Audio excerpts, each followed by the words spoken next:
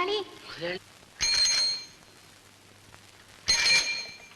അയ്യോ മുതലാളി, ഈ നേരത്തെ എന്തിനു പറ്റിയേ? എന്തിനു പറ്റിയെന്ന്? അല്ല, ഇത് എന്തിനു മുതലാളി കൂടുതല്?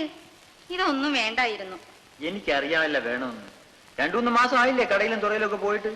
കൊച്ചിരാമൻ പോന്നുണ്ട്, അവൻ എല്ലാം വാങ്ങിച്ചോണ്ട് വരും. ഏതായാലും ഇരിക്കട്ടെ, കൊണ്ടുവന്നില്ലേ? ഞാൻ ആശുപത്രിയിൽ കിടന്നപ്പോഴും മുതലാളിക്ക് ഒരുപാട് കാശ് ചെലവായി. പിന്നെ കാശെന്തിന്?